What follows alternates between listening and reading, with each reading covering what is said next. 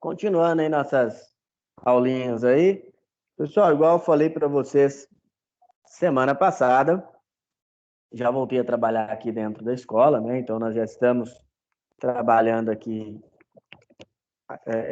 de maneira nós presencial, ainda estamos ajeitando as coisas, que como teve todo um procedimento de, de volta, né? Igual teve da outra vez, nós temos que ver quais são as novas normas que vamos ter para poder receber vocês, né?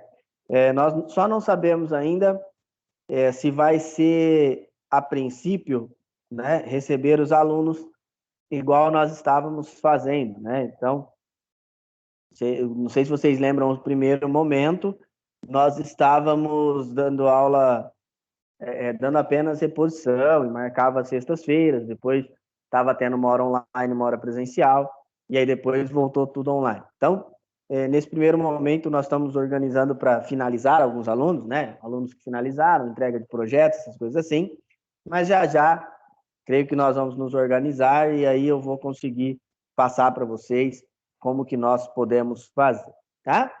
Mas, por enquanto, continuamos aqui 2 horas online com vocês, toda terça-feira, das 16 às 18. Esperamos que em breve possamos passar a ter aí de volta às aulas presenciais, tá? Bom, hoje então, vai ser uma única aula, uma coisa que eu achei extremamente importante passar para vocês. Eu vou falar sobre HTML. E aí, por que eu achei de extrema importância? Por quê, pessoal? Porque é um tema muito recorrente, tá? Então, é um tema muito legal, né, de confeccionar e estruturar páginas web, e é principalmente bem simples, tá, de se fazer. Por isso que eu vou passar, é lógico, pessoal, já deixando bem claro que vocês vão ter 0,5% do que o HTML pode proporcionar para vocês. A HTML é gigante, tem muita coisa, ainda mais essa versão 5, que é a versão mais nova, tá?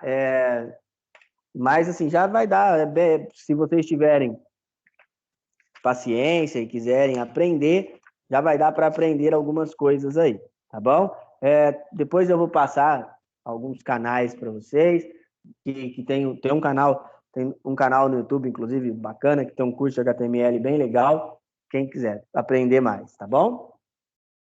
Bom, continuando então, na aula passada nós finalizamos o Pascal, né? Essa coisa maravilhosa. E aí, pessoal, o que eu quero que vocês entendam, né? Qual a serventia do Pascal, ou para que o uso dele nos dias de hoje? É evidente que eu não posso chegar para vocês e falar que o Pascal vai ser usado profissionalmente. Eu não posso chegar para vocês e falar isso. Mas para estudos ele é muito bom. Ele é excelente mesmo. Tem alguns materiais ainda na internet. Quem pegou bem a lógica e passou para o Pascal conseguiu fazer bastante coisa. Tá? O Pascal é bem legal. Vocês, igual eu falei mais uma vez, se vocês tiverem intuito de aprender algo, aprender a programar inicialmente, tá? O Pascal é uma boa pedida, tá bom? Bom, pessoal, e aí, para falar um pouco do HTML, eu vou falar só um pouquinho sobre a história da internet. Algumas coisas talvez eu já até tenha falado para vocês, já até tenha mencionado em algum momento aí, mas é legal estar repassando, é legal estar falando isso para vocês novamente. Bom, primeiro de tudo, pessoal, a história da internet ela se confunde com a própria evolução da tecnologia, ambas caminham lado a lado. Por que ambas caminham lado a lado? Porque ambas evoluíram para subir o intuito, para fazer com que, né, as empresas, as pessoas fizessem um meio de se comunicar mais rapidamente. Então, tanto a internet quanto as redes de computadores, elas caminharam lado a lado. Aliás, as redes de computadores, elas evoluíram por causa disso, né? Para que os trabalhos fossem mais rápidos. Mas como surge esse intuito de se criar uma internet? Primeiro, a evolução ela vem lá do final começo dos anos 50, perdão, com o fim da Segunda Guerra Mundial e o início da Guerra Fria. Então, lembrando a todos, a Guerra Fria foi uma disputa ideológica entre Estados Unidos e a extinta União Soviética, que dividiu o mundo em dois grandes blocos, né? O bloco socialista e o bloco capitalista. Hoje, o mundo capitalista, o mundo socialista quase não existe, né? A gente sabe, existem poucos países socialistas, e os poucos que existem ou são governados por ditadores, tá? Ou então não são tão socialistas assim, né? Eles têm uma abertura, pois a própria União Soviética, que se dividiu, e o país que ficou maior, que foi a Rússia, ela nem é socialista mais, é bem aberto o capital, né? E tem algumas outras que ainda, né, surgem, como a Coreia, por exemplo, Cuba, ainda seguem um pouco essa estrutura. Mas o que isso tem a ver? Teve uma situação, um evento, que fez com que houvesse uma disputa, uma evolução muito grande, que foi, em 1969, a Rússia ela lançou um satélite na órbita, né, que chamava Sputnik. E a missão desse satélite era dar uma volta na Terra e cair. Ele tinha uma lâmpada dentro dele, né? Em algumas aulas eu costumo falar, ele tinha um LED dentro dele. Pessoal, não é LED, tá? É uma lâmpada mesmo. A lâmpada ficava piscando. Mas o governo americano não fazia ideia do que era isso, né? A única coisa que eles sabiam é que lançaram algum objeto no espaço, e esse objeto iria cair em algum lugar.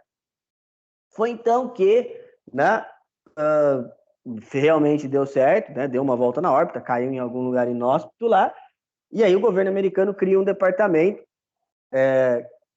que era, na verdade, o Departamento de Defesa, começa a investir em backups de centros militares. Então, os centros militares tinham grandes computadores, e aí eles tinham que dar um jeito de fazer esses backups dos centros militares. Foi então que foi criado uma rede que chamava ARPANET, onde a primeira conexão foi feita em 4 pontos. Então, era na Universidade da Califórnia, com SDS Sigma 7, na Universidade de Stanford, com SDS 90, no Centro de Matemática de Los Angeles, com IBM 370, e numa base militar de Utah, com PD-10. O que vocês têm que entender disso, pessoal? É que o seguinte, esses 4 computadores, igual eu falei, são 4 computadores diferentes, e antigamente as linguagens eram diferentes. Então, precisava de alguma coisa que traduzisse isso para que todos entendessem. Então, foi criado um protocolo. Para vocês entenderem, é o mesmo que o seguinte, ó, você pôr 4 pessoas de idiomas totalmente diferentes e que não falem um idioma em comum. Vamos supor que tem lá um chinês, um brasileiro, um alemão e um japonês, tudo numa sala. E eles precisam se falar. Só que o idioma local deles, eles não conseguem entender nenhum outro. Só que todos eles falam inglês. Então, eles se comunicam em inglês e todo mundo consegue se comunicar. Então, é criado um protocolo que chama NCP, que chama Network Control Protocol, que aí ele consegue fazer a transferência de pacotes. A rede vai aumentando, vai ficando maior, e aí o governo americano fala, para mim não dá mais. Em menos de 10 anos, de 4 computadores, foram para 100 mil. Aí o governo americano falou, opa, 100 mil para mim já é muito. Não dá para eu controlar. Tem informações que ficavam ali, que, né, se vazassem, poderia dar algum problema. Então o governo americano achou melhor, agradeceu ali e falou, para mim não dá. Né? E aí foi então, pessoal, que ficou a cabo só dos centros acadêmicos e centros de pesquisa, empresas de pesquisa. Foi então que um cara chamado Robert Kahn, ele cria um outro protocolo. Por quê? Qual que era o problema do protocolo NCP, Network Control Protocol? Ele enviava todo o pacote de uma vez. Só que qual que era o problema? Enquanto não acabasse a transmissão, ele bloqueava a rede. Então, vamos supor, imagina você tem lá um serviço de streaming e você começa a assistir um vídeo. Só que aí, tem uma galera que quer assistir também esse vídeo. Não pode. Por quê? Porque a rede estaria em uso, tá? Foi então que o Robert Kane teve uma ideia. Ele falou, e se nós quebrássemos esse pacote em diversos pedacinhos? Então ele cria o pacote TCP, Transfer Control Protocol, que aí os pacotes são quebrados e não tinha mais esse problema de interrupção na rede. Esse pacote é tão bom que ele é criado no início dos anos 70 ali e é usado até hoje. É lógico, algumas atualizações, algumas melhoras, e ele é usado até hoje. Só que outra coisa que aconteceu também foi que, como tinham muitas máquinas, não tinha como identificar qual era cada máquina, da onde estava vindo cada coisa. Então, o Vinton Cerf, ele cria uma maneira de identificar essas máquinas. É criado, então, o IP, Internet Protocol, que a partir daí você consegue identificar cada uma das máquinas. Pessoal, só a título de curiosidade, em 1977 foi a primeira vez que houve uma transmissão via satélite, né? Uma comunicação aí via satélite. Lembrando de dados, tá? Bom, hoje nós temos uma conexão bem maior, hoje tem cabos. Nessa época já se começa a passar os cabos transoceânicos, tá? E esses cabos, eles circundam o mundo inteiro. Tem até um site, não sei se eu já cheguei a mostrar para vocês, Submarine Cable Map. É um site bem legal e ele mostra, né, qual é a estrutura de cabos. Aliás, esse mês passado foi inaugurado aqui um cabeamento entre São Paulo e Buenos Aires, né, na Argentina. Então, um cabeamento, apesar de toda a evolução das redes Wi-Fi, ou das redes sem fio, né, a rede cabeada ainda é a melhor maneira de se comunicar, tá? Bom, continuando, aí, pessoal, bom, foi evoluindo, foi ficando melhor, mas o acesso ainda era muito ruim. Por que era ruim? Porque não tinha um software específico. Foi então que um cara chamado Tim Berners-Lee, um físico do Centro Nuclear Europeu, ele falou, vou criar um negócio para as páginas ficarem mais dinâmicas. Por quê? Como é que eram as páginas? As páginas, antigamente, elas usavam um programa que chamava Gopher. Esse programa, vou pegar a imagem aqui, era assim, ó. Era uma telona preta com texto. Ah, professor, mas não dava para ver imagem? Se você colocasse uma imagem na sua página, ela vinha como um link, o usuário tinha que clicar, baixar a imagem e depois ele conseguia ver. Então era muito ruim. O que o Tim Berners-Lee fez? Ele fez algumas coisas para melhorar isso aí. Ele cria o HTTP, Hypertext Transfer Protocol, o www, que é o World Wide Web, e ele cria também o mais importante, que é o HTML. E aí, pessoal, com o HTML, ele pôde, né, com a linguagem HTML, começa a surgir recursos de multimídia. Então, aí, por exemplo, as páginas começaram a poder ter som, vídeo, imagens integradas e assim por diante. Tá? Só que para isso precisava de um outro programa, porque o Gopher não ia conseguir fazer aquilo. Tá? Então, é criado um outro programa que chama navegador. Tá? O primeiro é o Mosaic, né? E depois ele vem evoluindo. Mas já eu vou falar de navegadores com mais propriedade para vocês. Bom, pessoal, isso aí nós já vimos também algumas vezes. E aí eu sempre procuro falar para vocês sobre como é a conexão da minha casa. Como é que a internet da minha casa chega até mim? É muito simples. Eu pego o meu dispositivo, eu me conecto a um roteador, tá? Esse roteador, ele é conectado a um modem, tá? Esse modem, ele é conectado à fibra, né? Passa uma fibra, tem uma caixa na minha rua, são organizados lá a fibra. Isso é conectado a um servidor da empresa que me provém acesso, tá? Aí, isso é conectado, esse servidor, ele é conectado a um backbone aqui de Rio Preto. Rio Preto tem um backbone que pega todas as cidades da região, né? Esse backbone é conectado a um backbone em São Paulo, e aí de São Paulo vai para o backbone mundial. É muito simples, ó. Tem um comando que chama tracehold.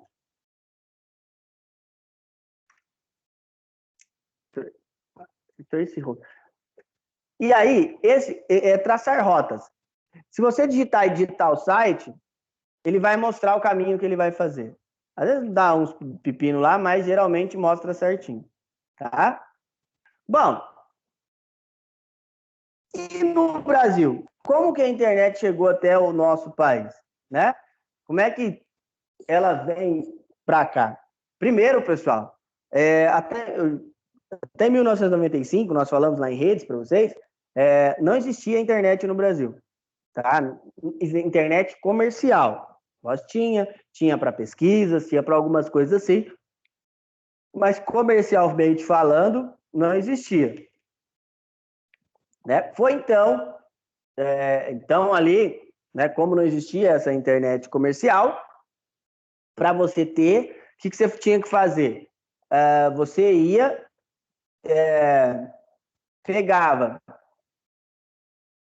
mandava uma carta, né, para o Ministério das Telecomunicações e pedia lá, né, você pedia uma conexão. Simples assim, tá? Bom, aí o que mais aconteceu, né? Fora ter essa internet comercial aí. E assim, era um plano muito caro, né? Não era um plano de dados simples de se ter, era muito caro, e de 14 kbps. Então é muito pouco mesmo.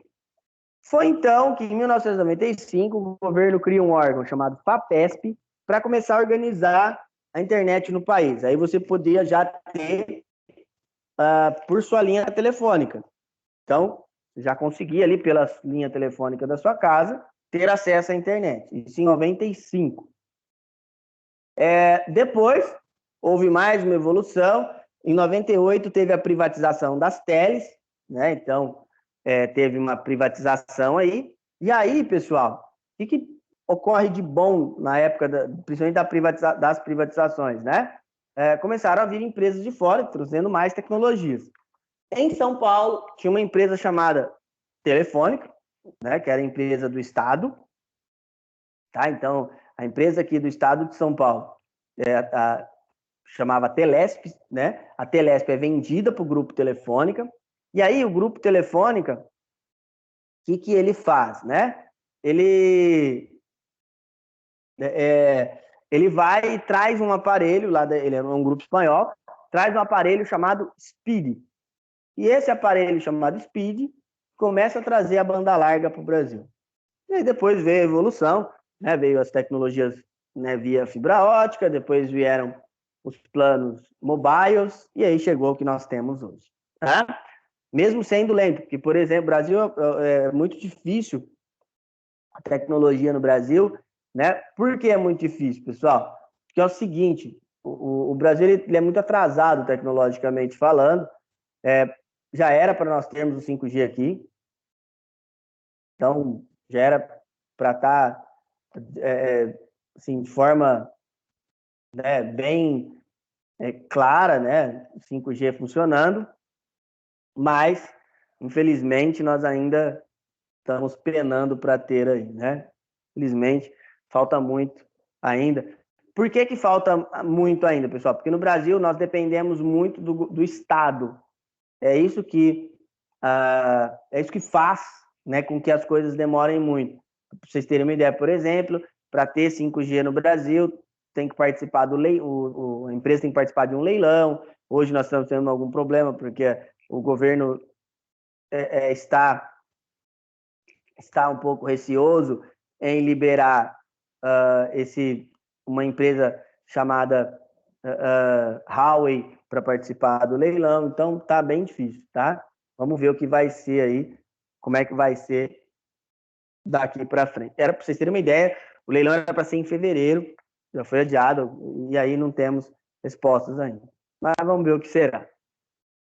Pessoal, e se nós formos fazer uma análise, o que se precisa da internet hoje, né? Quais serviços nós precisamos para usar a internet?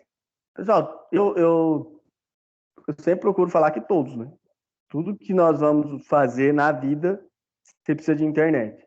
Hoje não há, tem um serviço ali que você, ou algo, né, que você vai utilizar, que você não precise de internet. Tudo você precisa, né?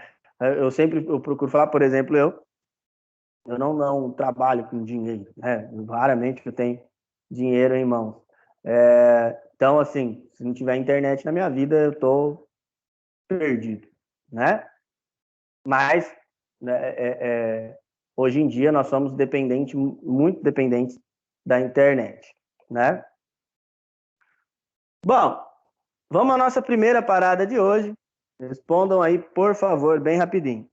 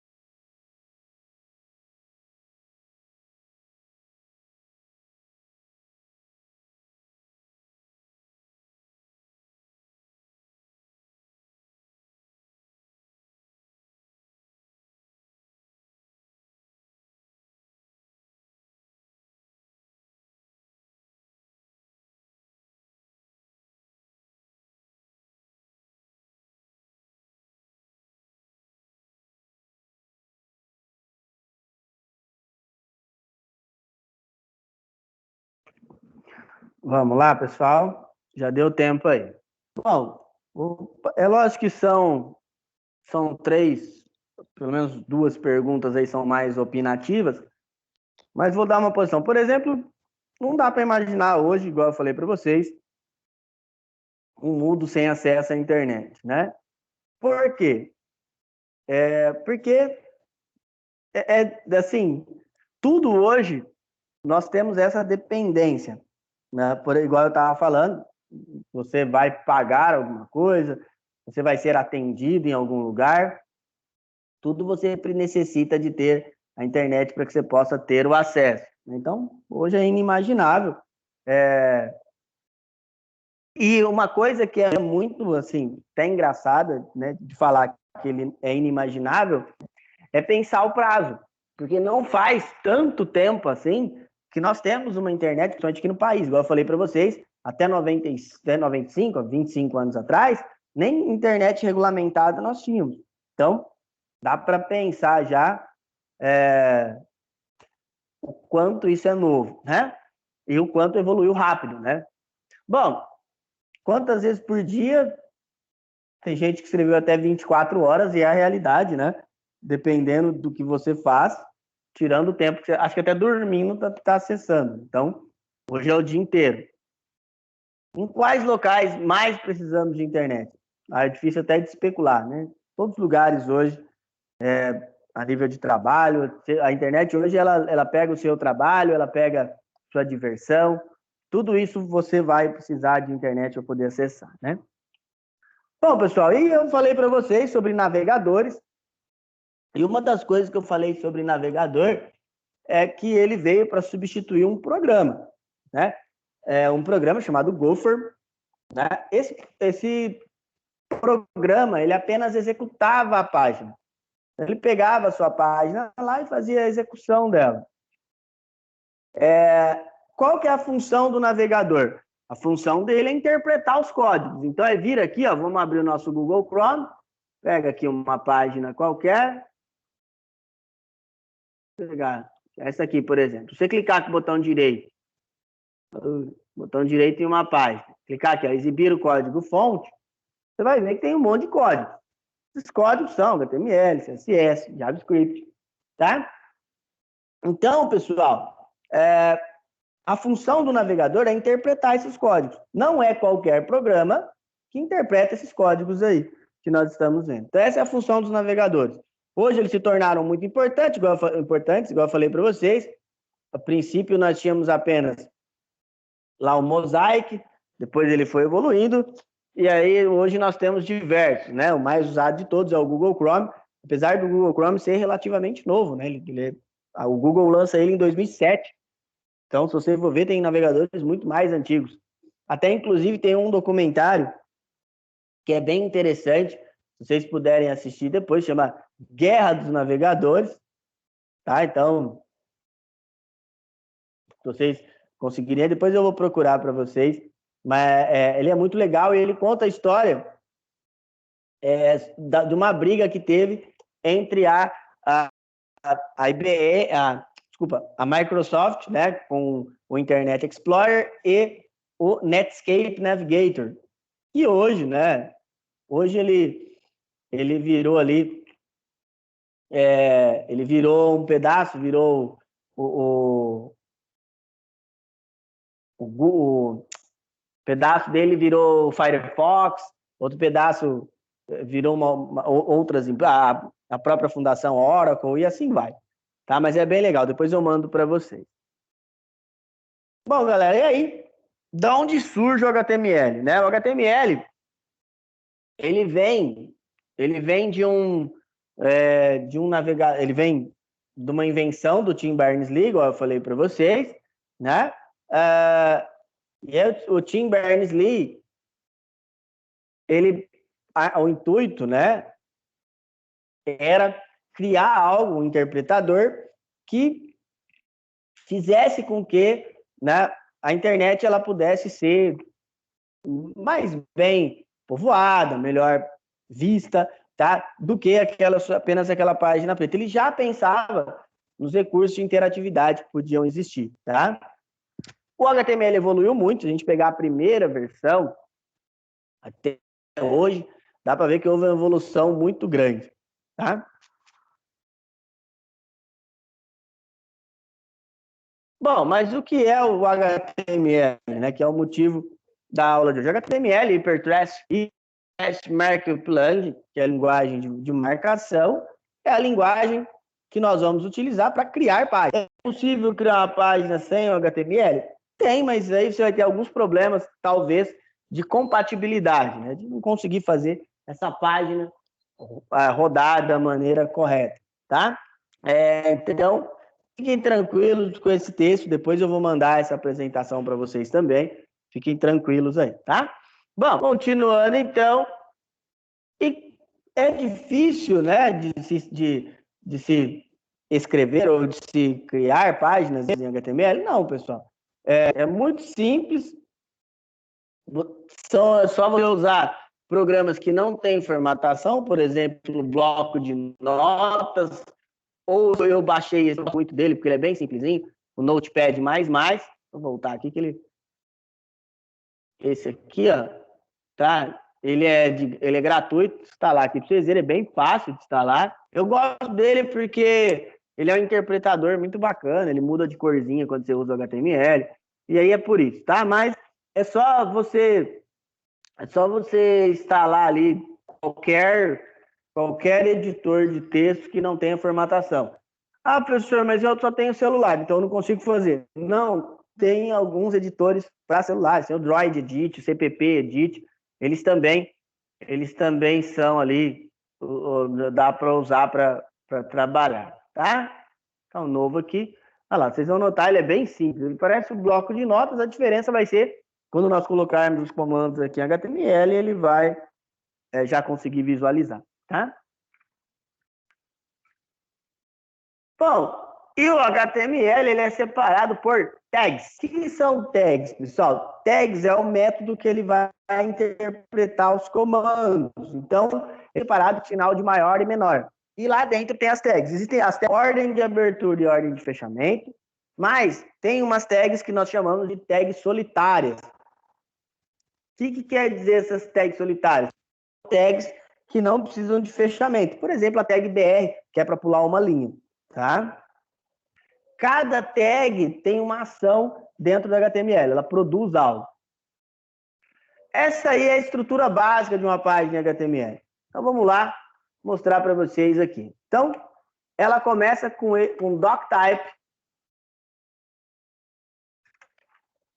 HTML. E o que isso quer dizer, pessoal? Isso aqui, ó, informa ao navegador que a página será escrita em HTML5. Então, esse primeiro comando faz isso, tá? Ele vai só informar lá para o navegador, para os buscadores, né? Que será uma página a partir da linha HTML5. Depois HTML, lang, igual tracinho BR. O que isso aqui faz? Deixa eu só mudar aqui para a linguagem HTML. Ó, o que ele vai fazer, pessoal? Aqui esse primeiro comando HTML, ele quer falar que você está criando uma página, você está iniciando a página, e o PTBR, ele está avisando que essa página é em português do Brasil. É importantíssimo em mecanismos de busca, tá? Então, depois vem o head, que é o cabeçalho. Você pode pôr aqui um title, que é o título da página. Não vamos pôr ainda, não. Deixa eu só pôr a estrutura básica aqui. Fecha a head, fechou o cabeçalho. Deixa eu tirar isso aqui, senão ele pode não entender o que eu quis fazer. Fechou o cabeçalho. Body, que é o corpo da página. Então, aqui será escrito a nossa página. Aqui esqueci de fechar as aspas aqui, ia dar ruim. Fechar o corpo. Fecha body. E depois finalizar HTML. Fecha HTML. Bom, tudo isso aqui, ó, que eu digitei, só vai aparecer isso aqui na minha página. Quer ver? Ó, eu vou salvar, eu venho aqui, ó, tanto no bloco de notas, quem fizer no bloco de notas, tanto quem fizer aqui no Notepad++, vou salvar. Eu tenho que colocar o nome, página.html. Salvar aqui em documentos. Salvei, vou abrir lá, ó, em documentos.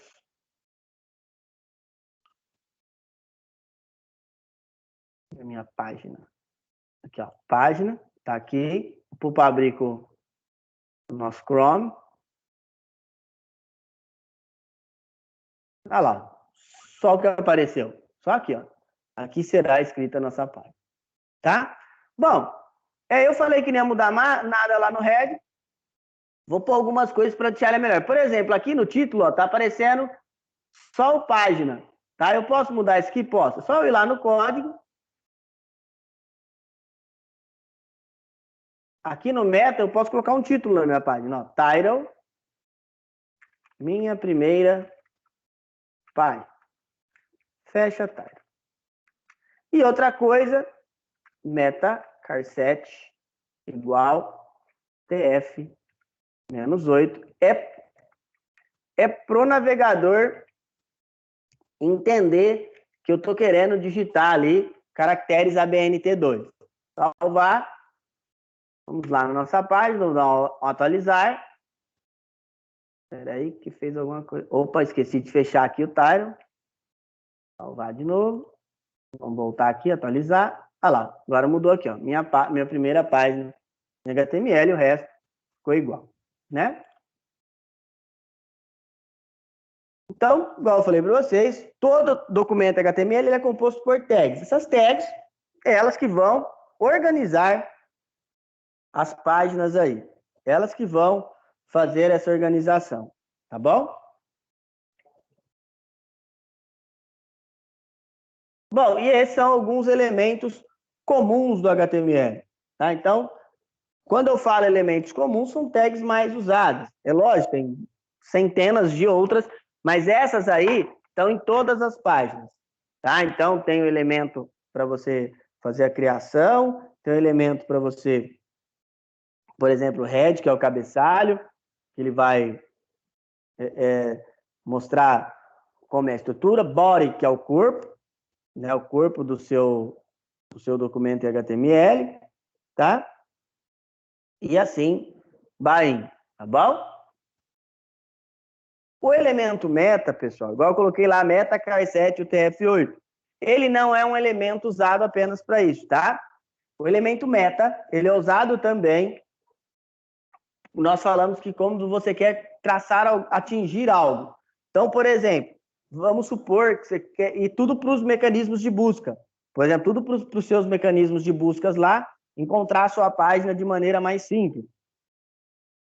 E aí, um dos elementos legais é esse description, que você pode, galera, quando tem lá o curso de SEO, eles usam muito para poder a página ser encontrada de maneira melhor, tá?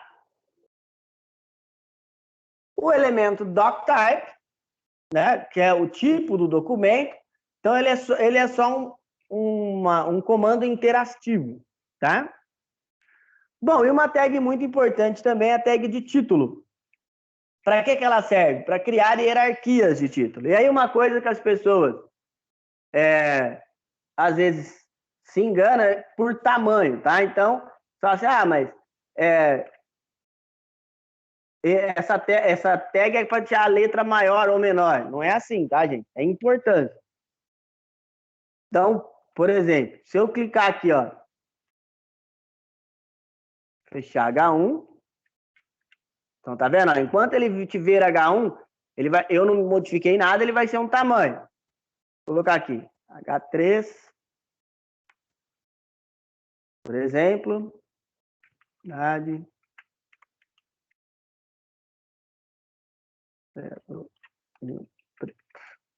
fechei H3, ó, vou salvar,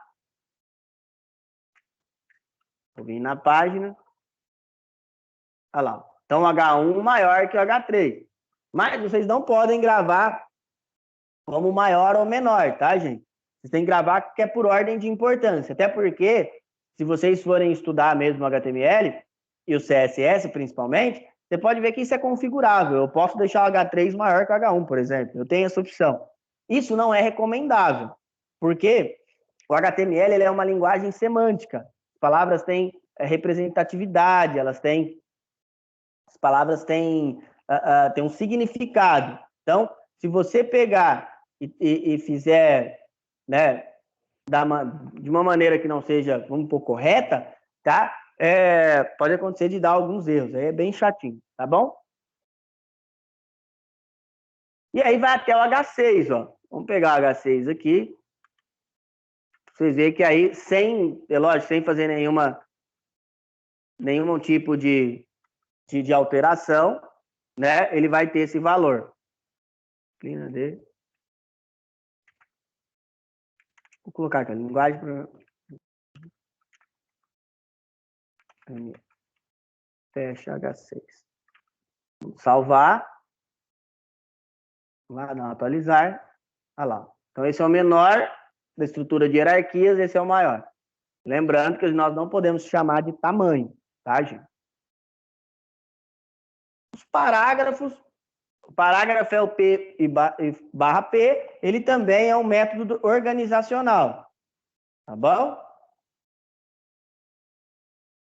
O método de você organizar a sua estrutura. Esse é um exemplo de um código feito em HTML. Um parágrafo, pessoal, você pode pegar um texto e colocar aqui, ó. P. Uso voltado para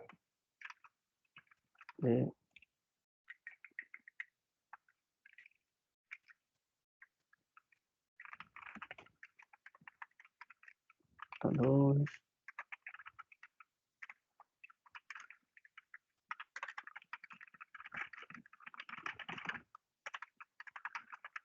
Finalizarmos em robótica, por exemplo. Por exemplo, se nós quiséssemos colocar esse código, vocês vão notar que, pessoal, ele não pula de linha quando eu aperto o Enter aqui, tá? Tem uma outra configuração para pular de linha. Salvei. Vamos atualizar. Olha lá. Esse é um parágrafo, tá bom? Então, P fecha P. Vamos ver se vocês entenderam? Digitem aí a estrutura básica do HTML. Tentem relembrar, digitando pelo menos um dos comandos que eu passei. Vai lá, pessoal.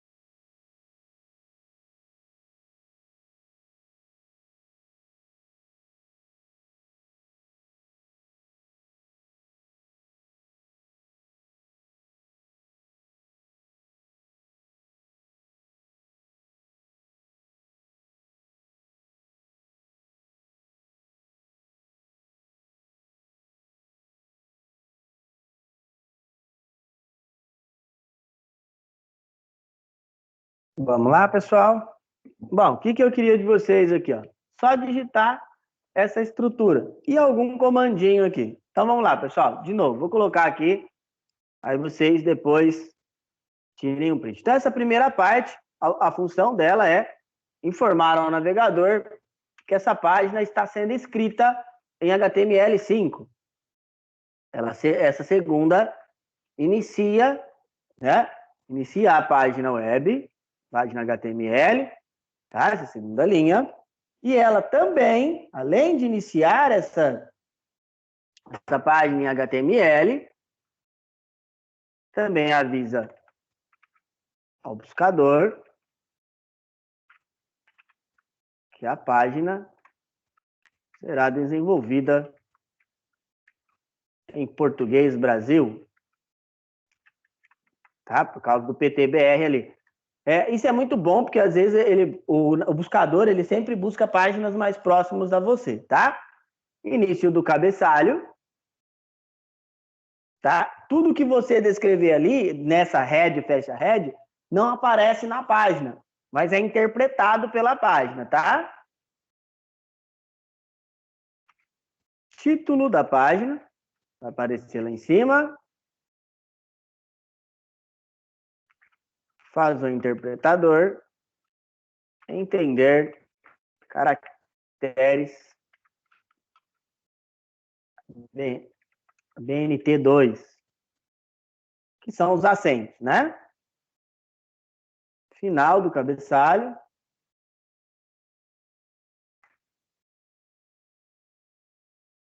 Início do corpo da página. Fim do corpo da página. E o último aqui, fim da página. Pronto, simples assim, tá? É lógico que vocês não precisavam pôr os comentários. É...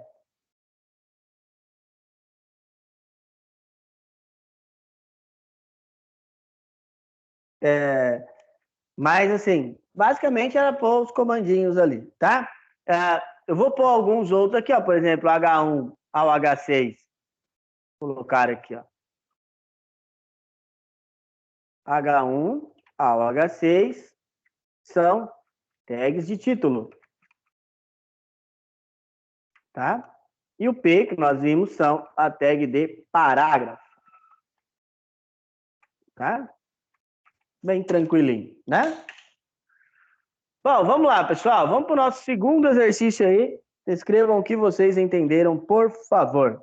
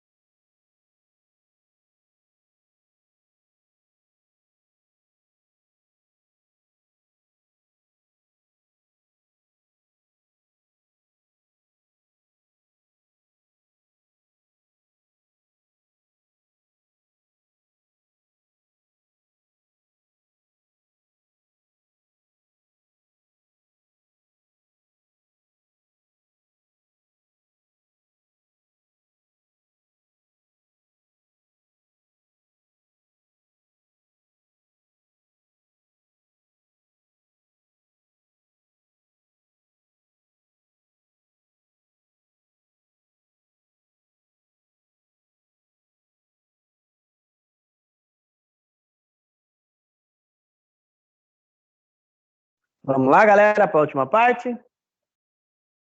Deu tempo aí, né? Bom, vamos lá, pessoal. Então, outras coisas bacanas também para a gente ver no HTML é o seguinte: os comandos têm atributos, tá? E o que são os atributos? É o meio pelo qual você pode deixar, por exemplo, uma imagem maior, uma imagem menor, são exposições maiores dos comandos, tá? Eu falei para vocês que tem tags que não precisam de fechamento, tá? São chamadas de tags solitárias. A quebra de linha é uma dessas. Então, a qualquer momento, você pode digitar esse comando BR aqui.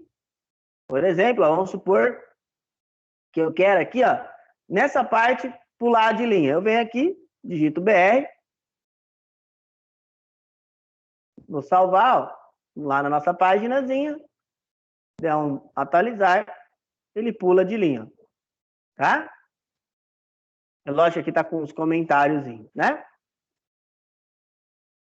Outro recurso importante são as listas. As listas, nós utilizamos elas para ordenar algumas coisas. Essas listas, elas podem ser listas ordenadas, né? Que são, por exemplo, vamos supor que eu quero aqui colocar os módulos de vocês. Então, listas ordenadas, né? OL inicia. E aí, depois o LI, você vai colocando os itens, né? Então, ó, introdução, fecha ali. Vamos lá, depois teve eletrônica, fecha ali. Depois teve hardware, fecha ali. Por exemplo, essa aqui é uma lista ordenada. Então, vou fechar. Vamos atualizar. Olha lá, aparece 1, 2, 3. E a não ordenada? Não ordenada é o L. Olha lá, mesma coisa, abre o L, fecha o L e o LI para colocar cada item. Vamos salvar nossa página e ele vai aparecer o pontinho, tá? Bom, só mais um atributo interessante para inserir uma imagem numa página. Inserir uma imagem numa página, você tem que ir lá, vamos ver onde, se eu tenho alguma imagem aqui onde eu salvei. Documentos. Vamos supor, por exemplo, deixa eu ver que imagem.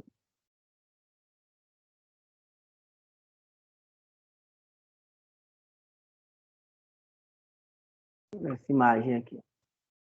Aqui. Por exemplo, eu quero pôr a foto desses caras na minha página. Você tem que pôr, vou pôr só Jorge aqui, mas é fácil. Bom, você tem que pôr o nome da imagem e a extensão. Então vamos lá, quero pôr lá no comecinho. Eu venho aqui no começo, eu coloco aqui, ó, IMG, espaço, SRC, que é de search, de pesquisar, e aí eu digito o nome da imagem entre aspas, ó, Jorge.png, que é a extensão da imagem. Fechei, vamos salvar, voltar lá na nossa paginazinha. Olha lá, ficou muito grande, né? Não vai nem ver. Eu quero diminuir essa imagem. O que eu faço? Vem aqui, ó. Tem o parâmetro if igual, vamos pôr 20. 20. Então vá, vamos ver se ele... Ixi, 20 ficou pequeno. 20 pixels, né? Vamos pôr 200. Ah lá. Esse é um parâmetro, por exemplo. Muito simples, né? Bom, galera, outro importante é o link. O link é quando você quer atribuir para uma outra página. Então, por exemplo, a gente pode pôr aqui, ó, A, que é a ancoragem, e href, que é a referência. E depois você põe o endereço da página. Eu posso vir aqui, ó. Vamos pôr embaixo do... Põe bem embaixo do Jorge. Então, por exemplo, ó, A, href, e aí eu coloco o endereço. http://www.microcamp.br. Coloquei o endereço, aí eu coloque acesso em nosso site. E fecha. Aí eu criei um link. Vou fechar. Vamos lá dar uma atualizada. Aí aqui, ó. Cliquei, ele vai abrir a página. Tá? Vai virar o linkzinho aí. Tá bom? Bom, pessoal, vamos para o nosso último exercício de hoje. Com base no que vocês conheceram aí, desenvolvam uma página. Qualquer uma que vocês quiserem. Vai lá, pessoal.